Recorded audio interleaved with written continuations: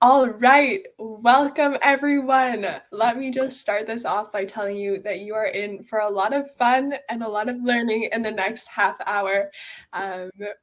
Honestly, I've been backstage the past 15 minutes with Nicole and just been like laughing and like intently listening to everything she says. So you're in good hands. But a little bit more about Nicole and about this talk. This talk is really all about Nicole's personal journey into UX. She's a UX and visual designer right now at Relevant Bits.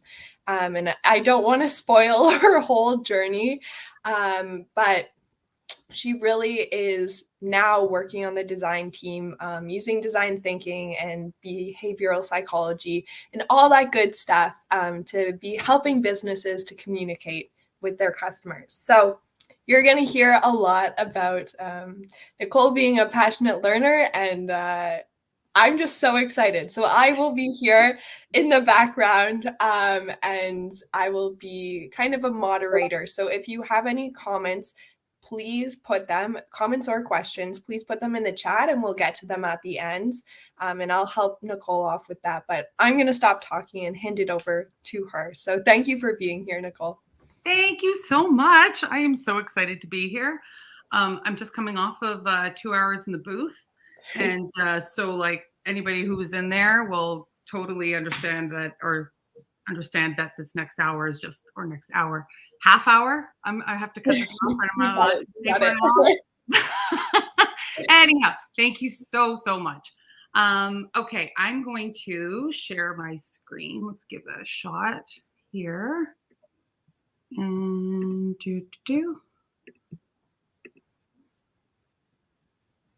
okay, and then let's see if I press this guy, if it's gonna do what I want it to do. It's all good. It's gonna do, it does this, I don't know why, just like, there we go. Are we good? There you go. Yeah. And you see me? Yeah. Okay, cool. Hi, everybody. Very, very excited to be here. My name's Nicole Saric. I'm the UX and visual designer at Relevant Bits. I work with Mark, who is one of our mentors, and you've seen him throughout this weekend and yesterday. And I'm on the design team with Mark, and together we put our brains together and try to come up with pretty clever, awesome things, and we do our best. So I am a self-proclaimed fangirl. I am an absolute lifelong learner, and I am also, like, I like to think of myself as a world conqueror. Actually, Mark gave me that title, so I think it might be a little bit to do with my energy, but it's just because I'm super passionate to be in doing what I'm doing. So I'll tell you a little bit about myself. I am a newer designer, but I am by no means new to working professionally. I worked professionally for about 20 years. And in that time, I have done a lot of like administrative work and coordinating work in the marketing field, operations. I worked in music. I've done a lot of work in events. I had a gift business for a while.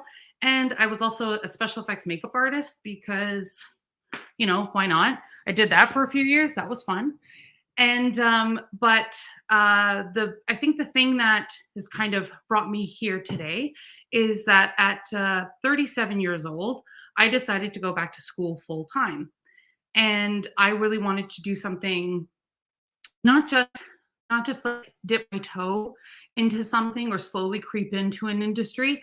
I really just wanted to like dive into there and put myself in a really creative environment. So I went back to school to Mohawk College.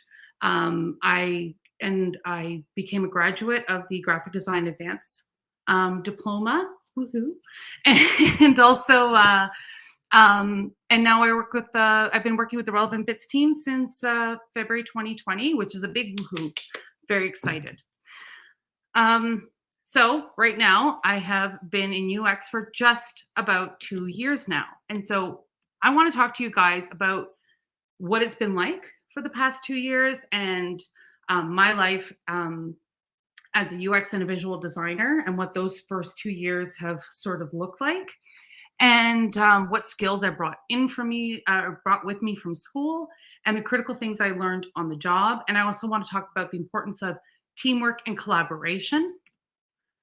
So I get this question all the time where I tell people what I do.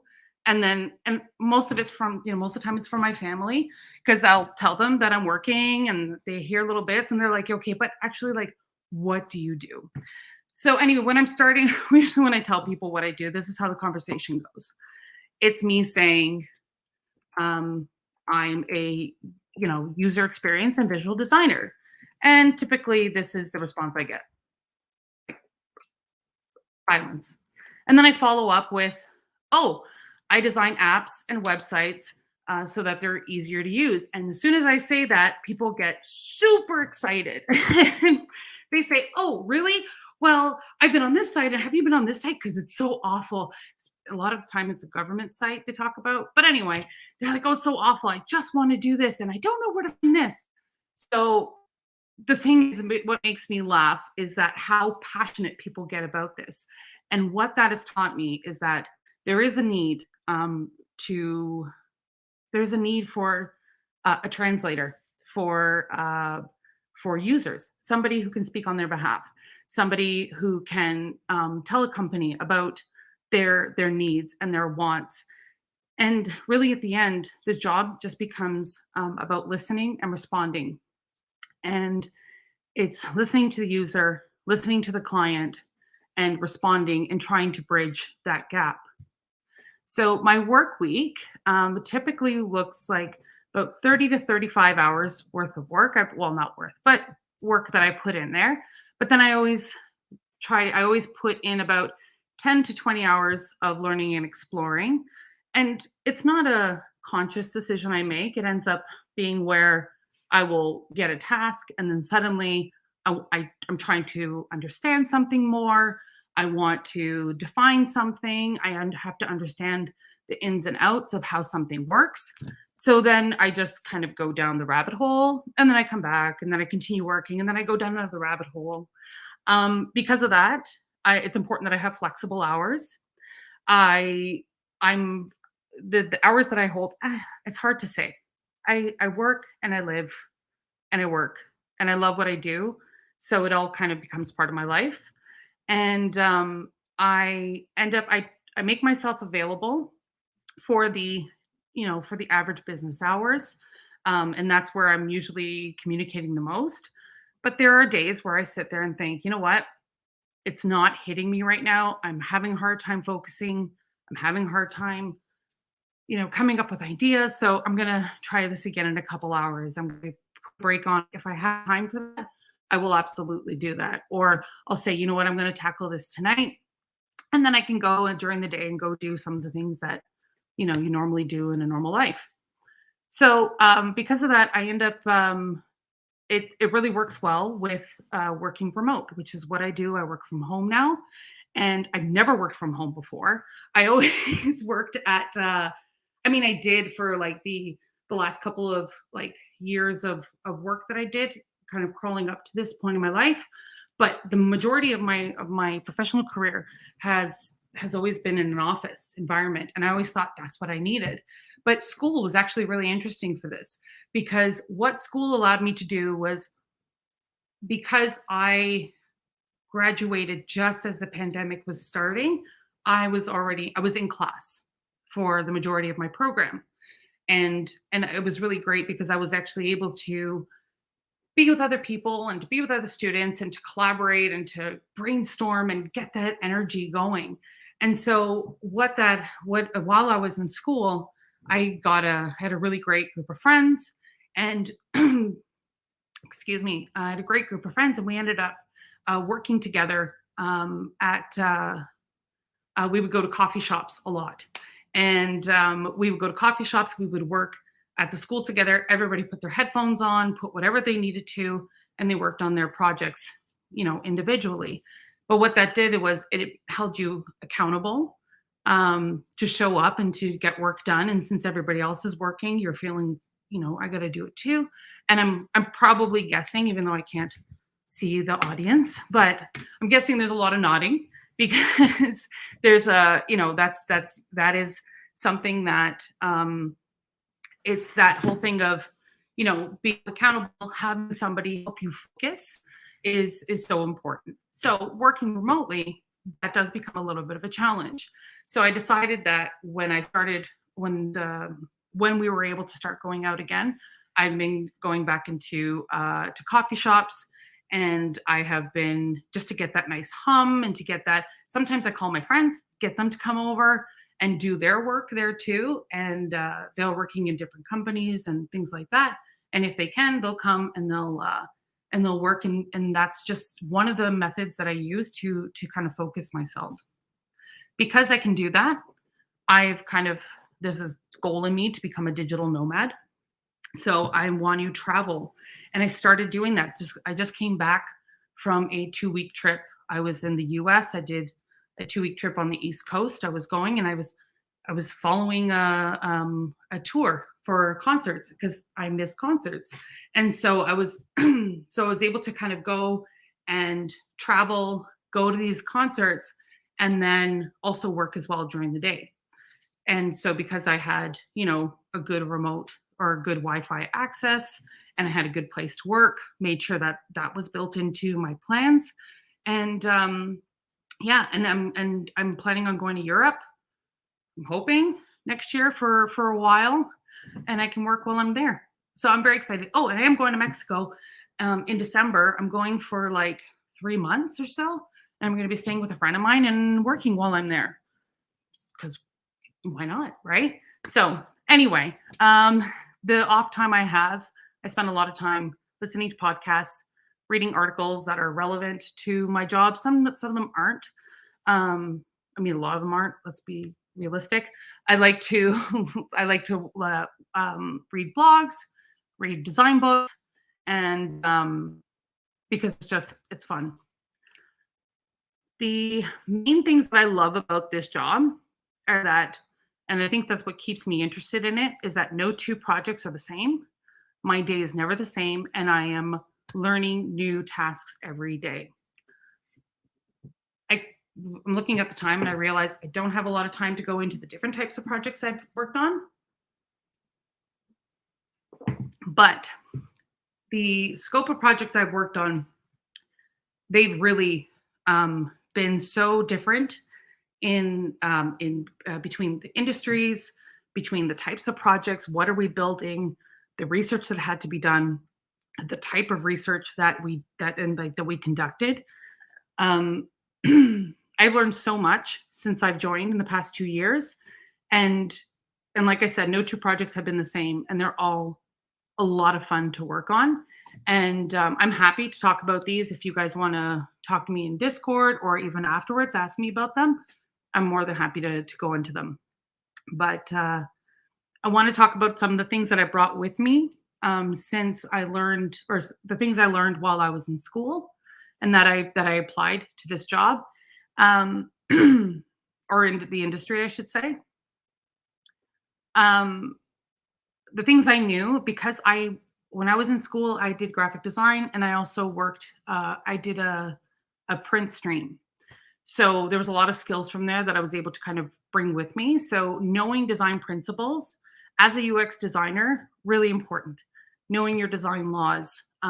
In school, we did 2 different types of theory. We studied the Gestalt theory, which is talking about like balance, emphasis, proportion, hierarchy, repetition, all that sort of thing. And then I call it the CRAP method, but depending on who you ask, it's concentrating on contrast, repetition, alignment, and proximity.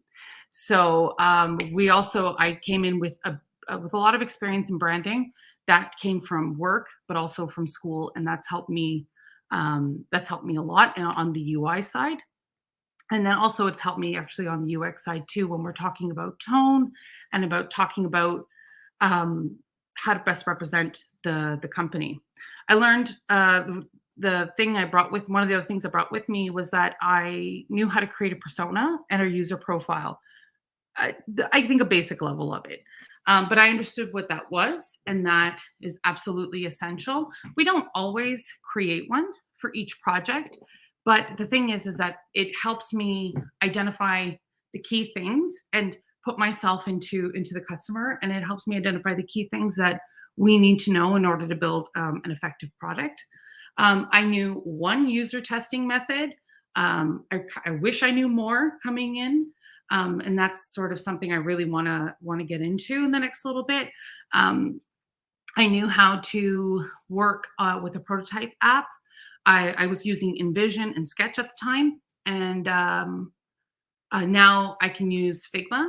And that having a good understanding of it, I think it was really is really important. And I had a very, very, very basic understanding of code, where I know how to. I started off by I created a multi-page website for myself. But when I say that, I mean we're talking like a 1995 version of it, where it was so basic. But what that did was it introduced me into the language of code, and so I understood how code was built in theory.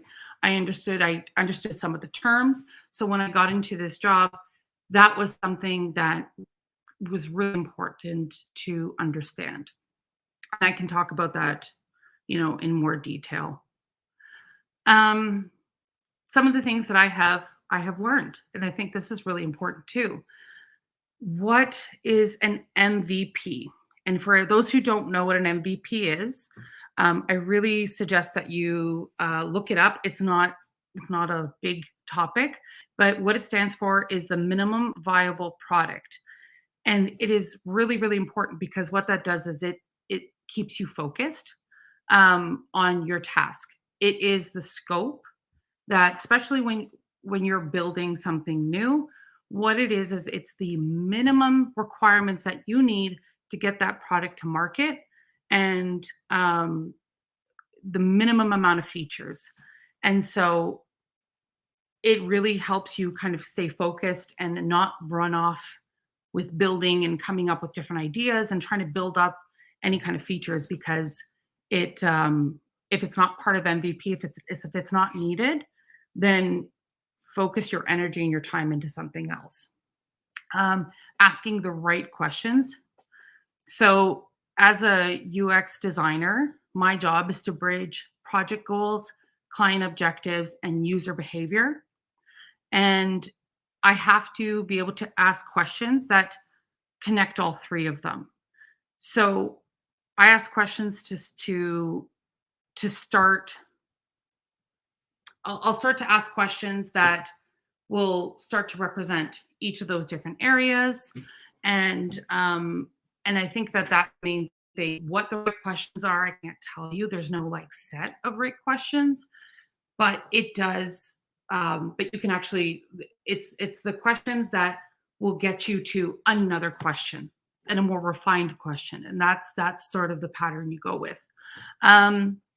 I've learned how to do, or I've learned how to assist in client interviews, into different workshops, and to writing surveys.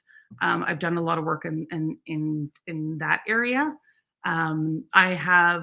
I've learned to learn everything I can about the client, and that is very, very important, because all of your answers of your why answers, your why questions, a good portion of them are going to come from that. So understanding who is your client, who's their industry, who's their competitor, what's their location like. For instance, when we were doing a redesign for the European home store, we were doing redesign of their e-commerce store. One of the major things that came up that we, as being in North America, had no idea about, is that they actually have restrictions on where you can place your add to cart button and in what scenario. So there are certain requirements in order to certain requirements that have to be fulfilled in order to give the customer an option to add to cart. So it's around types of information you have to provide. But that was something that we did not know going into this project. And I mean, it came up, and it was a very interesting thing. And so it's one of those things that going forward now we know. Now when we deal with European countries, especially Germany, we sit there and think, oh, wait, okay, what are the requirements for that? So their language and the translations that have to be made, like how many languages do they deal in? Their regions can also affect which APIs you use, which software or whatever programs, and see, I'm not a developer, but which programs will affect your build. And that's happened with us too, where we built an e-commerce store, and where we designed an e-commerce store, and we're like, okay, we're going to use Shopify. This is going to be great. And then suddenly we learned that the payment gateways, that there was a restriction with the payment gateways only in the European countries that just happened to be the one that the client where the client was located, and because they had multiple offices, but those ones. So it just became a big challenge. And so then suddenly it's okay, this is something we need to solve for. And luckily there are ways around it, and we have an amazing team that figured that out. But that's the thing, regional questions, they're endless, and you're just going to learn things as you go along and try to take that with you to the next project. So and also I also learned that there are apps that go way beyond prototyping. So finding great note-taking apps, finding excellent whiteboarding apps. We use Mural for that. I know Miro's a good one for that too. And Mark, if you were in Mark's talk earlier, he went through a lot of apps that we use. But I'm happy to share those as well. And another thing is you don't have to design for every scenario. You just design for the things that will accommodate the users. And I think that's will accommodate the user journey that you're trying to set. So you're not going to be doing every single screen, every scenario, because it's not possible. That happens in iteration, that happens later on down the line. So when you're designing stuff, you know that, okay, this workflow I have to, or this user journey I need to design. I need to design that user journey. So that's how you approach a project. And then design systems absolutely are a vital thing. And I didn't realize this until I got there, that there's no standard way to do a design system. There's a lot of ways that are a lot of common practices, but there isn't fulfill these requirements and put everything here and fill out all of these fields and boom, you've got a great design system. So it's an art. No designer is an island. And so we're going to talk about teamwork and collaboration. And I just looked at the time and I realized I've gone over that, that 15 minutes, but I'm hoping that this is going to help you guys out along the way. And I think it's really, really important we cover this. I'm never alone on a project. I'm part of a team, an internal and external team, external meaning the client. They're my resources. They are there to help me along.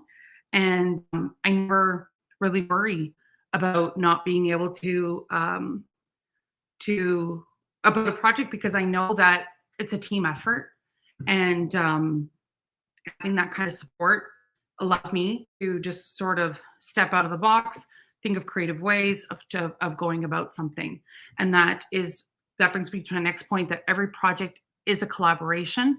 So either it's with another designer, it's with the project manager, it's with the development team. They're always involved, and we can always shoot ideas off of them. Talk to your developers, and this is why having a basic language of coding is important. So yeah, they're so important to have in that with you along the process. So I have friends of mine that They're more of the visual designers, and they do a lot of, I guess you would say, UI work, but it's more about the design part of that. And they don't have a relationship with their developers. They design something and it goes off into development, and they don't get to have that conversation with them. But we get to work with our developers and say, we have a lot of questions going forward. We're constantly asking them, this is our idea. We are thinking we want to lay things out this way. How would you go about designing that? Are there restrictions for this?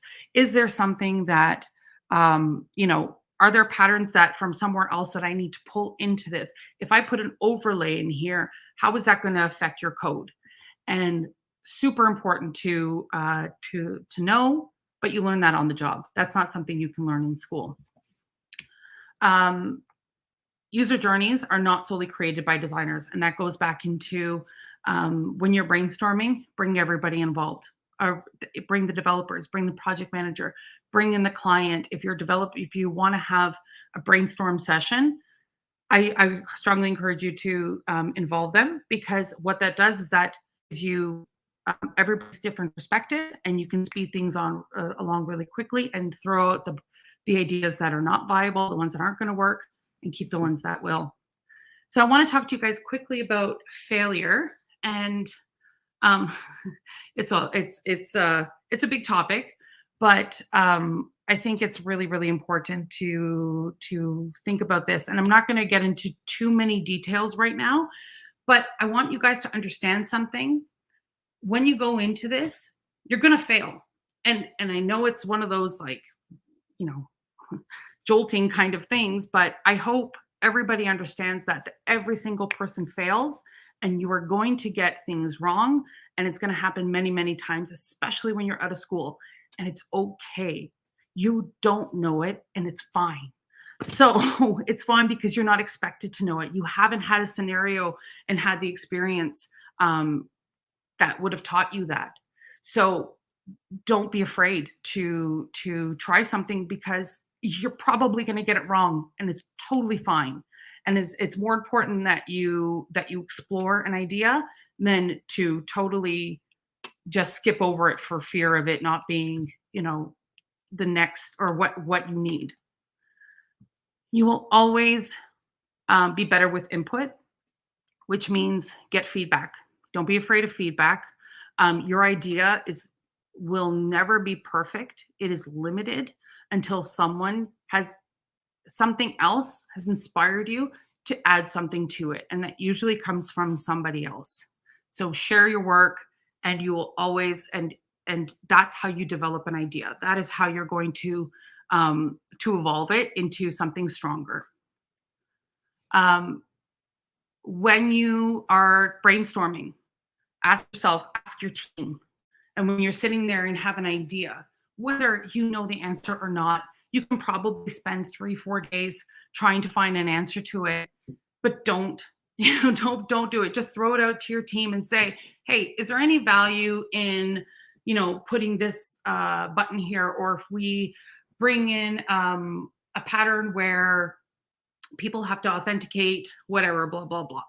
So the idea is that, just put it out there and then wait for the people who have the knowledge to be able to kind of help you validate it and see whether or not it's actually going to work.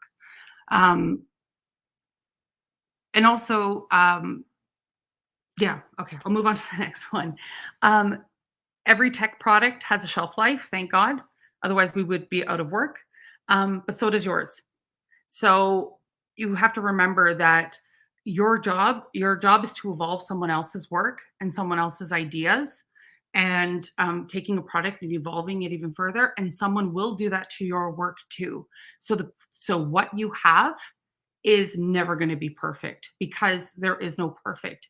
It has a shelf life. So will it fulfill your goals? That's something you have to think about. I'm going to just quickly go through this one. Share your work, share your ideas, share your passion. As soon as you start doing that, you're going to get other people excited. they're going to share the idea too, and they'll share their work too, and that's how you grow. That's how you evolve your ideas, and new things spark. It's awesome. It's fun. Don't be afraid of holding on to an idea, because don't be afraid of holding on to an idea and keeping it, being afraid that someone's going to steal it, because this next point exactly, that your value lies in your ability to generate ideas and not the ideas themselves. As a designer, you are a thinker. You are somebody who understands, who, based on goals, objectives, and especially as a user experience designer, understand what the goals and objectives of the user are as well, being able to kind of bridge that. And you are there to create ideas and to see if they work, and flush them out and see them out. Some ideas will take, most of them won't. But you never know what it is. And those sparks are everything. So the one idea is going to get you far. It's going to be great. Awesome. But if that's all you have in you, then design is going to be a very challenging sort of thing. So so focus on the ability to generate ideas and learn how to do that. And then the idea, you can, if you have 50,000 of them, maybe a few of them will work and you're in a good place. Okay, sorry. I'm almost done, I promise. The other thing is be confident in your talent, but stay humble. Super important. I know Mark talked a little bit about that before. You, like, as a designer, it's a really cool feeling. I've, now to actually be able to call myself a designer now, I love it. I think it's super awesome. And I think it's, it makes me feel super special. And I mean, there are people that, whatever your job is, whatever your title is, or whatever field you work in, I hope that you have that same passion. And I hope that you are just as excited to give yourself that title that you're looking for, or that at least to say, I work in this field and I work in this industry. It doesn't have to be about a title.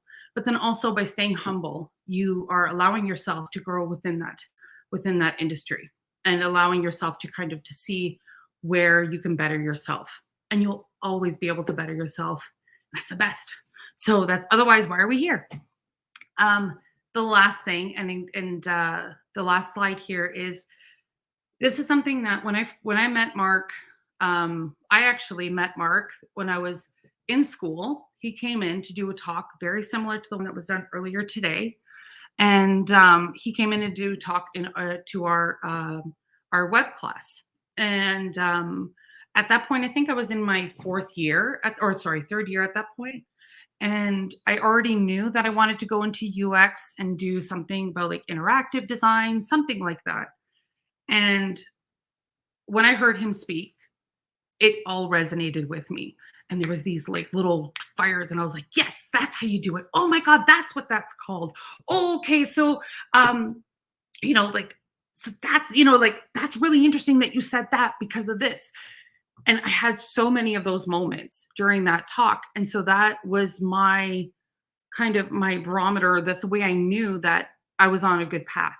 And so I as soon as the class finished, I like beelined for him. I like went right up to him, and I was like, hi, my name's Nicole. I would love to sit down and talk to you, because to talk about more about what you do. And I got very, very excited, very similar to this. And I think if you can handle me on this level, we're good. But so the thing is that during that talk, something that helped me calm my fears about starting off in a new industry, and I really hope it comes through. One of the things he said to me was not to worry about being the best or being a genius or being amazing, because it's probably not going to happen, and it will rarely happen when you have those moments. But in order to succeed in the industry, as working, you are not being brought in to have all the answers, because there are no answers at that point. You are there to be a part of a solution to a complex problem. You're being hired on to do the work because it's either you or somebody else. And you're being picked because of your ability to find the solution, the ability to think in a way that will represent the target or represent your user. So I hope that came through the way that it hit me. I'm happy to talk about it in more detail afterwards, but that brings me to the end of my very long talk that went way over, and I am so sorry.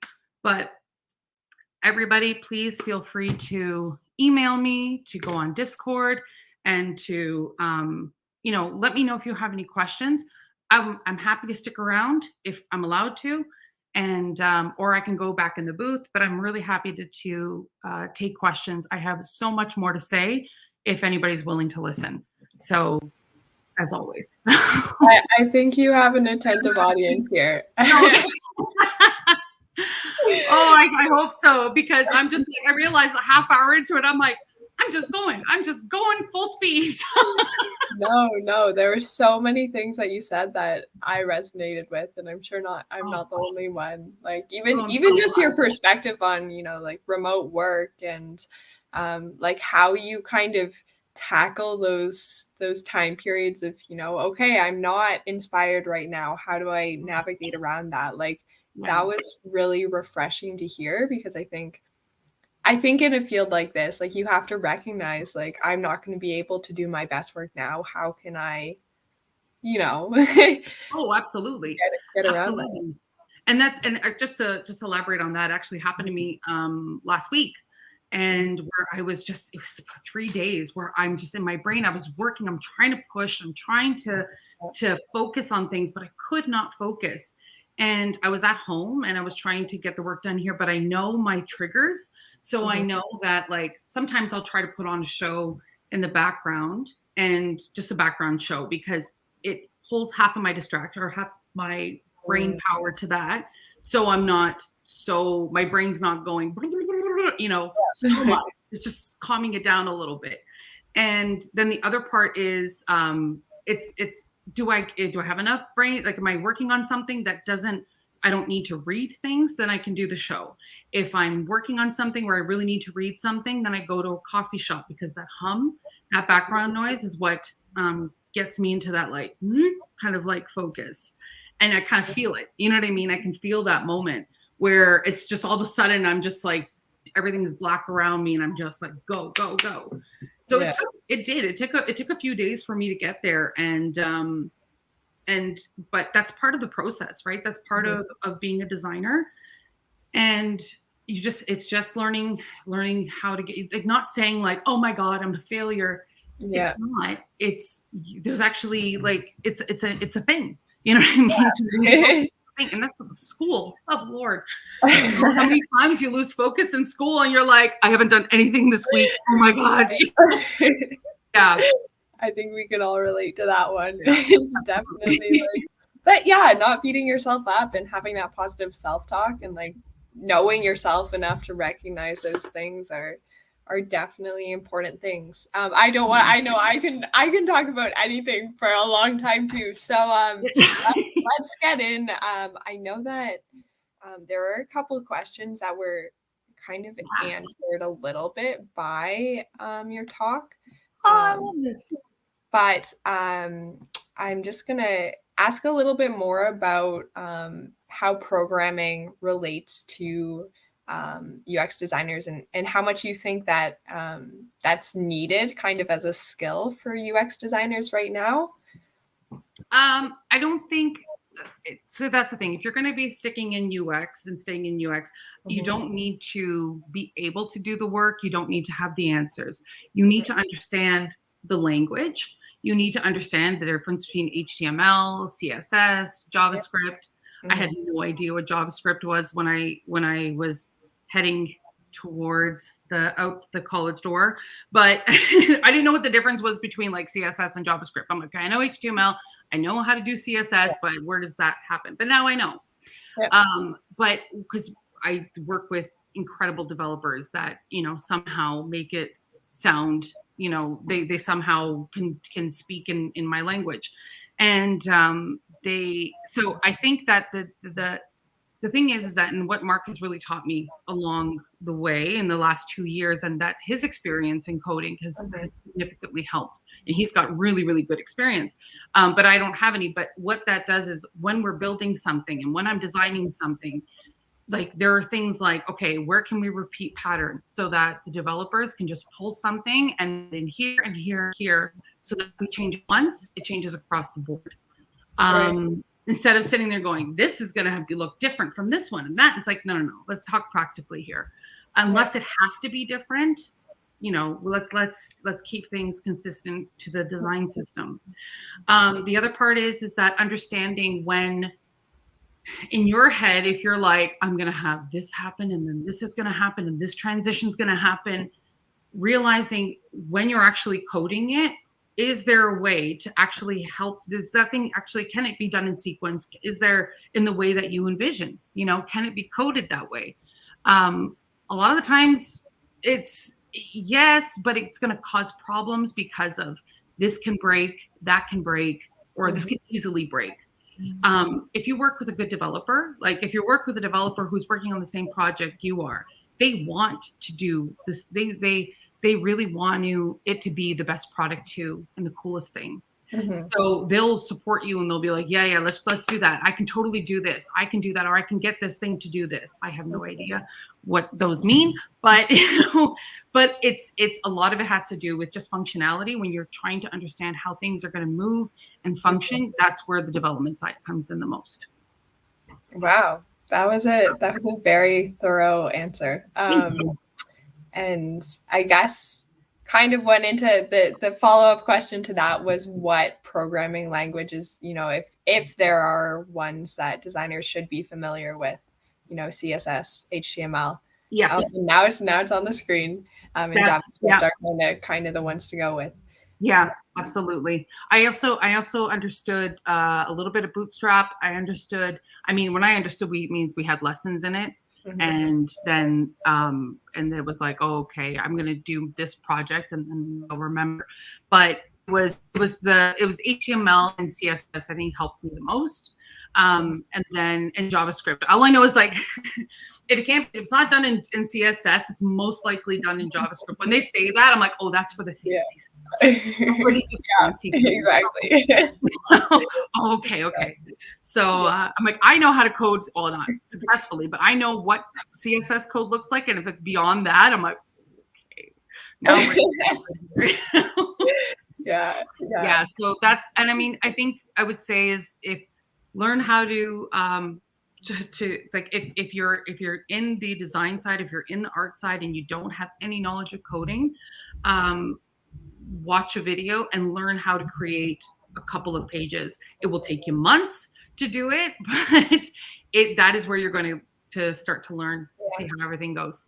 For sure. And I'd recommend, like, if you're at a university that, you're like, I don't want to take a full course, like go into something like Code Academy or something like that, where, you can do a little bit and they're built to be very friendly to beginners. So I'm going to go on there. so that I can that was me back in quarantine. Like I was like, okay, I'm gonna learn. Exactly. I'm like, what are you guys doing? I'm gonna go in on Monday and be like, hey guys, I'm here. Let's move over. I got this. Okay. Exactly. All right. Well, it has been honestly so much fun. So long. I'm so happy that you joined us tonight for this talk, and thank you. I'm giving out big thanks to you. If you kind of joined us partway through and you're watching this right now, no worries. We will be posting the recording to our YouTube channel at some point by the end of the weekend, hopefully. So you can go back to it then, and we'll kind of announce that in the Discord or something like that. So yeah, I guess. If anybody wants to talk coffee chats, I'm like good all weekend. I'm so excited. And yeah, like if you just need a break or whatever, if you have a couple of questions, I promise I'll try to keep them like, tight, but yeah, so by all means, come talk to me on Discord. I am so excited for you guys.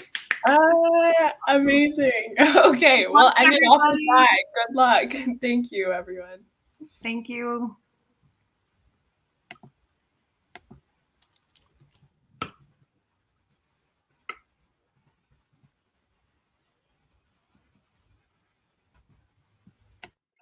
Oh, this is so nice. Just reading the comments.